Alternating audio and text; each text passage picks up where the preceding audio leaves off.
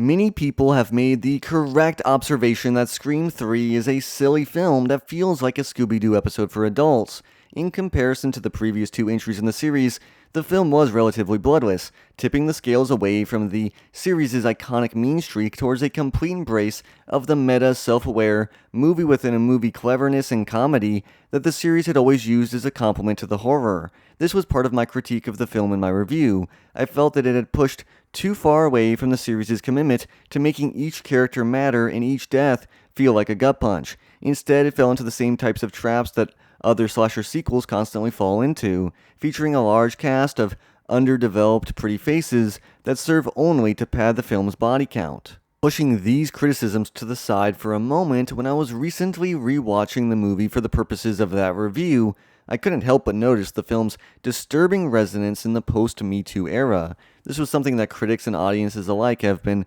mentioning for years and was serving as a new critical lens through which to recontextualize the film's narrative. The story of the film continues the arc of the planned trilogy following our surviving trio from Woodsboro, Sidney Prescott, Dewey Riley, and Gale Weathers, as they find themselves once again the targets of a sadistic killer donning a ghost-faced mask. The real horror of the narrative, which attempts to completely shift our understanding of the events of the entire trilogy, is born out of a dark Hollywood secret. This not only fits within the gothic trapping set up by Wes Craven, but it gives motive and helps us to better understand what the driving force of the entire trilogy's narrative was. In the film, the killer is revealed to be the director of Stab 3, Roman Bridger. The bigger reveal is that he was the spark of inspiration behind the original killings, as back in the 1970s, Stab 3's producer, John Milton, raped Maureen Prescott while she was chasing her dreams of becoming a Hollywood actress. This assault led to the birth of Roman, Sidney's half-brother. He was the one that manipulated Billy Loomis into murdering Maureen. This dark secret served as the vehicle for the entire trilogy's plot. Every murder, every stab movie, every psychopath inspired to harass Sidney, it all stems from a sexual assault, one that was buried by John Milton and then later exploited in his production of the Stab movies. The pain and misery caused by Milton was then exploited by him for profit and then ultimately served as further inspiration for the psychopaths drawn to Sidney, an entire vicious cycle created out of a sense of entitlement to young women's bodies from predatory film executives.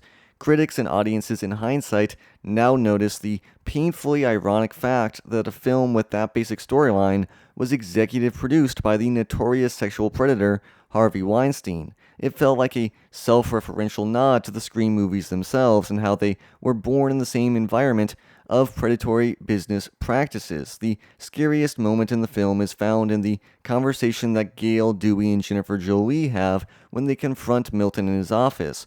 In it, Milton admits in a roundabout way to the truth, or at least a highly sanitized and distorted version of the truth, one that frames the casting couch as a morally neutral thing, that anything that happens to the young women who are trying to chase their dreams is justified. Nothing happened to her that she didn't invite in one way or another, no matter what she said afterwards. Are you saying I'm saying things got out of hand.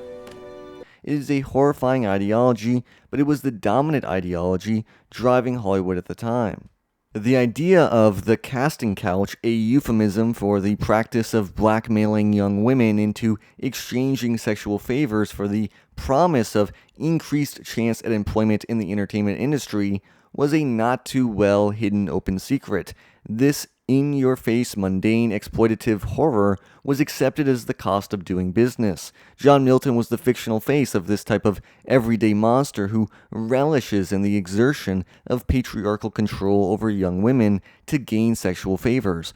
Harvey Weinstein clearly didn't care about this type of depiction of a film producer. He felt so insulated from any modicum of accountability for his actions, he didn't need to engage in any sort of conspiracy to cover up the narrative in this film. His actions were so common across the industry, these types of crimes never leading to criminal punishment nor social ostracization, which essentially made them legal. This allowed him to put his name onto this type of film without any sense of irony or care. The parallels maybe didn't even come to mind. I don't even agree with those who think this is some sort of attempt by Craven to be a secret message alerting the audience to Weinstein, a man whom he worked with, again on multiple other films.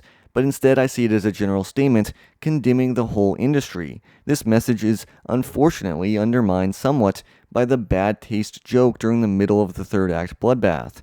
Not fuck that pig Milton to get a leading role just to die here with second-rate celebrities like you two! The saddest and scariest aspect of looking at the film through this lens now is when you see how long his perceived immunity lasted. The film was released in 2000. Over the next 2 decades, hints of this open secret continued to spill out. 2 years after the film's release, a profile on Weinstein was published in The New Yorker, written by Ken Auletta, which laid out a series of aggressive and violent behaviors Weinstein had engaged in with his industry rivals and subordinates. While the article stated that the word raped was often invoked by those dealing with him, no discussion of his sexual misconduct was in the article. During an interview on the red carpet of Comedy Central's 2005 roast of Pamela Anderson, singer-songwriter, guitarist, and actress Courtney Love warned young actresses about Weinstein's behavior. There was a joke about it in an episode of 30 Rock in 2012. I'm not afraid of anyone in show business. I turned down intercourse with Harvey Weinstein on no less than 3 occasions out of 5. During the 2013 Oscar nominations reveal show, comedian Seth MacFarlane joked about Weinstein's actions. Congratulations, you 5 ladies no longer have to pretend to be attracted to Harvey Weinstein. There was a long line of references to this well-known open secret in the industry throughout the years. Like with the confrontation of John Milton in Scream 3, despite them knowing this horrifying secret, nothing was done and he was left untouchable. Everyone knew what Weinstein did as well, but it wasn't until the MeToo movement, which emerged in 2017, 17 years after the release of Scream 3, was there a semblance of accountability brought to these powerful men. Weinstein first faced severe social sanction, a backlash that ended his industry power and sway, and then eventually criminal prosecution that now finds him in prison. With this in mind, there is something so disturbingly metatextual in the way a series that had always centered feminism is a central thematic element that one of the producers of the in-universe Stab franchise was a sexual predator in the vein of Weinstein, especially when you consider the fact that he had victimized one of the stars of the original film, Rose McGowan.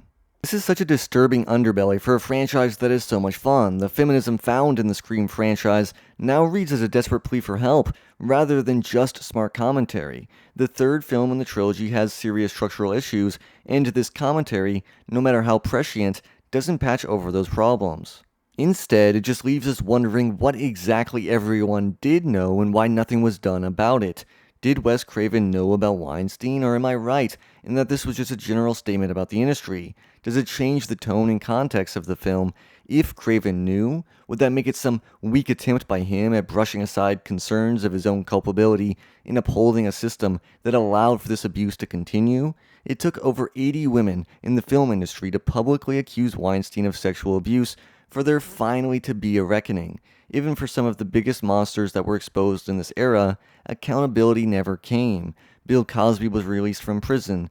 Kevin Spacey had his charges dropped. Brett Ratner has made a return to Hollywood. James Franco, Charlie Rose, James Toback, and Matt Lauer all faced career repercussions, but never had to serve prison time. Then, of course, Donald Trump, who has been accused by at least 28 women since the 1970s of sexual misconduct, and in one of those cases was found liable for sexual abuse by a federal jury, was elected president twice. The MeToo movement faced a backlash that utilized the ideology of power depicted in this film. Milton says that nothing happened that she didn't invite, this idea that women, by virtue of seeking careers in entertainment, invite the abuse they receive from the male gatekeepers of industry is a disturbing rationalization, but one that has a persistent staying power. Instead of condemning the men who corrupt their positions of authority, the blame is shifted to the person without power in the scenario, the young woman who is desperate to be given a chance. This desperation being used by the powerful for sexual gratification is viewed as part of the game. This patriarchal logic allows for the abuse to continue. Scream 3 shows the possible externalities that this abuse can lead to, with Milton's abuse escalating to tragic violence and lives lost.